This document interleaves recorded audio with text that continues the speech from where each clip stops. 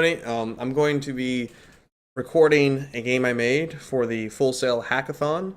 That was basically a 48-hour game jam that we did where we made a game for the WWE in 48 hours, as I said, using Unity, and it had to be for mobile devices and aimed for children ages around 6, I believe, 6 and up.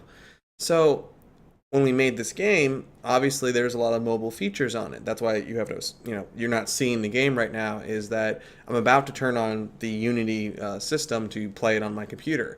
Now, these mobile features, though, that I'm not going to be able to demonstrate to you are going to be things like moving around the phone, because our game is a first-person action game. And the way you move the camera is using the phone. It actually, would read the gyroscope in the phone, and that's how you move the camera. The game also has touchscreen support, which I can use the mouse to emulate, but it won't have some of the smaller features. So just wanted to warn you guys up front that it's gonna seem a little bit stale, just because I can't move the screen, and it's a first-person game, so naturally you should be able to. Now let's go ahead and open it up. All right, so immediately you're gonna be greeted with the Unity splash screen, and then our splash screen. It's gonna put some information on here. You have this front button, which will essentially, if you were looking to the left, right, or any direction, if you push that button, it'll orient you back the correct direction. We have a little bit of a welcome screen, which, again, here it's like, oh, this looks terrible. You put it on a mobile device, and it was, set up for that, so it worked well. We'll go ahead and start game.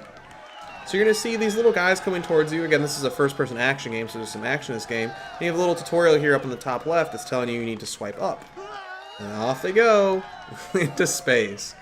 The same thing happens for these guys, except you gotta swipe left or right. And then these big guys come out, and you've got to actually punch them a little bit, slap them, and then once you slap them enough, you can just swipe them off the screen. Now it's going to tell you to do this shake function here, and you can go ahead and shake the camera or the phone if you had it. In my case, I'm just hitting the A button. And if you shake it when you're looking at the crowd, you'll actually get pumped up. Once you get pumped up, you see all these guys coming after you? No, we're going to just bull rush through them. I hit Q on my keyboard, but in the game it would be to tilt the screen. And you go ahead and charge the enemies.